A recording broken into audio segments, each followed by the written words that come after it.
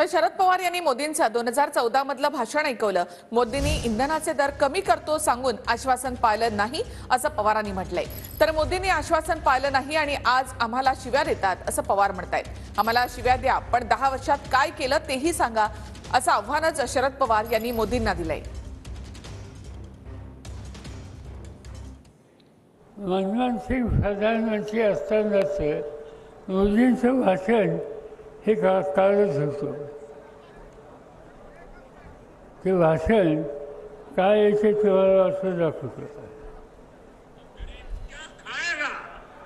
आज प्रधानमंत्री यहाँ आए थे, लेकिन प्रधानमंत्री महंगाई का मां बोलने के लिए तैयार नहीं है। महंगाई का मां बोलने के लिए तैयार नहीं। इनका अहंकार इतना है, महंगाई के लिए एक शब्द बोलने को तैयार नहीं है। मरो तो मरो, आपका नसीब। अरे गरीब के घर में चूल्हा नहीं जलता है, बच्चा रात रात रोता है, माँ आंसू पी के सोती है, और देश के नेताओं को गरीब की परवाह तक नहीं है। ये गरीबी का हाल कर दिया है। 4 तारीख को वोट करने जाए तो जरा घर में जो गैस सिलेंडर है ना, उसको जरा नमस्कार करके जाइए।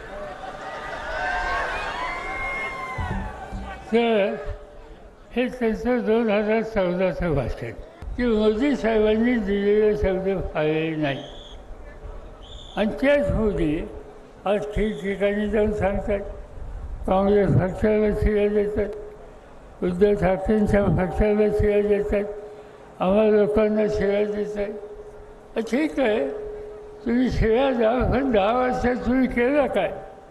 नोटाबंदी।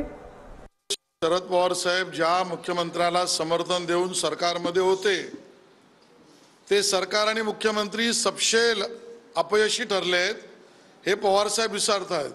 भारतीय जनता पक्ष सेवा करणारी सगळी राज्ये जी आहेत, त्या राज्य सरकारने पेट्रोल आणि डिझेलवरचे कर कमी केले, पण उद्धवजी ठाकरे यांना शरद पवार साहेबांचं समर्थन होतं, त्यांनी ते कर कमी केले नाहीत।